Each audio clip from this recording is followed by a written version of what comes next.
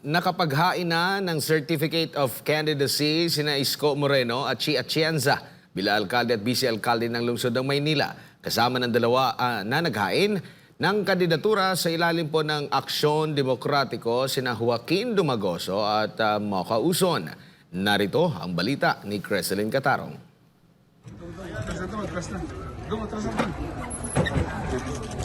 Muling tatakbong alkalde ng Maynila si Isko Moreno Dumagoso sa darating na 2025 midterm election. Ito'y matapos siyang maghain ng kanyang Certificate of Candidacy o COC itong huling araw ng filing period. Sa isang ambush interview, sinagot ni Dumagoso ang tungkol sa issue sa pagitan nila na incumbent Manila Mayor Honey Lacuna. Partikular na ang naunang anunsyo nito na magre-retiro na siya sa politika kung hindi siya mananalo sa pagkapangulo noong 2022. Ikinagulat ni Dumagoso ang naging reaksyon ng kanyang ate na si Mayor Lacuna na nakaramdam umano ng pagtatraidor dahil sa kanyang muling pagkandidato. Sa kabilang banda, binanggit ni Dumagoso ang ilang dahilan kung bakit siya sasabak muli sa pagkaalkalde ng Maynila.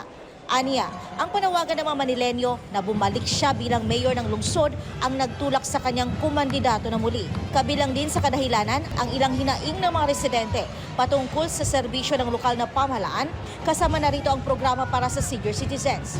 One of the complaints ng senior citizen is pinupurpit pag hindi nakuha yung allowance. Ipinagdamdam talaga yon ng mga lolo't lola namin, mga nanay at tatay namin. O talagang na-frustrate sila kasi parang araw-araw na lang ba sila mag-aabang sa payout. Isa rin sa idinaing ng mga tao ang pahirapan na online schedule ng health center. I think about 4-6 weeks ago, lumabas na naman sa mga artikulo na ang Maynila is number 1 na naman sa crime rate index.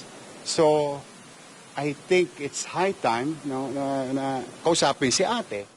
Kabilang din sa prioridad na gagawin ni Dumagoso kapag nahalal muli ay ang pagtutok sa City Vertical Housing Program sa pamamagitan ng pagbibigay ng 3 20-story residences. Ipamimigay ko na yung Pedro Hill Residence, San Lazaro Residence, at saka San Sebastian Residence. 3 20-story yung ating in-city vertical housing program. Kasabay ni Dumagoso sa paghahain ng COC ang kanyang running mate na si Chi Atienza, anak ni dating Manila Mayor Lito Atienza. Tatakbo sa ilalim ng Aksyon Demokratiko ang Isko at Chi tandem. Nagdesisyon akong sumuporta kay Yorme dahil naniniwala ako sa kanya. At isang personal na desisyon ko to na suportado ng aking buong pamilya, lalo na ng aking ama. Kasama rin sa nag-file ng COC nitong Martes ang ilang tatakbong konsehal sa ilalim ng Aksyon Demokratiko tulad ng anak ni Isko na si Joaquin Dumagoso. Kasama rin ang dating paras official na si Mocha Uson at iba pa. I wish him well, good luck, and I hope that God and the people of Tondo will give him opportunity to be of service. It is his decision, and I'll support it. Nais ko lang po sundan yung ginawa ni Papa. Basta po, bahala na po si Papa sa mga senior. Ako na po sa mga kabataan. Sa huli, sinabi ni Dumagoso na umaasa siya na wala ng samaan ng loob at pamumulitika pagkatapos ng eleksyon sa 2025. Samantala, para naman kay Mocha Uson na tatakbong konsehal sa 2 distrito ng Maynila, isusulong niya ang kabuhayan at kalusugan ng mga Manilenyo lalo na ng mga kababaihan. Kasama rin ang kalidad na edukasyon para sa mga kabataan. Titiyakin din niya ang kumpletong gamot at maintenance para sa mga senior citizen. Bilang isang taga Maynila, dito na po ako lumaki, namulat ang aking mga mata, nahubog ang aking pagkatao dito po sa Maynila. Distrito 3, gusto po nating ibalik ang serbisyo po dito. Ipinaliwanag naman ni Uson kung bakit patuloy niyang sinusuportahan si Isko Moreno. Alam niyo, sa totoo lang, napapayaan po yung Maynila. Bumaho ulit, nagkaroon ng bumaho, nawala po ang disiplina. Ibabalik natin si Yorme para maibalik po ulit yung mga magagandang programa niya.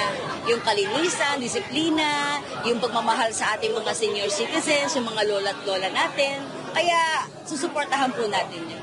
Tututukan din ni Uson ang pagsugpo sa korupsyon at pagpapabilis ng implementasyon ng mga programa ng gobyerno. Alam po ninyo, sawa na ang tao sa plataforma, programa. Ang kailangan natin, implementasyon. Marami naman ang gagandang programa. Kaya dapat matanggal ang korupsyon. Ano ang korupsyon? Ang mabagal na serbisyo. Kaya dapat ibalik na po yung bilis aksyon na sinimulan po ni Yorme Isko Moreno. Para sa Diyos at sa Pilipinas kong mahal, Creselyn Catarong, SMNI News.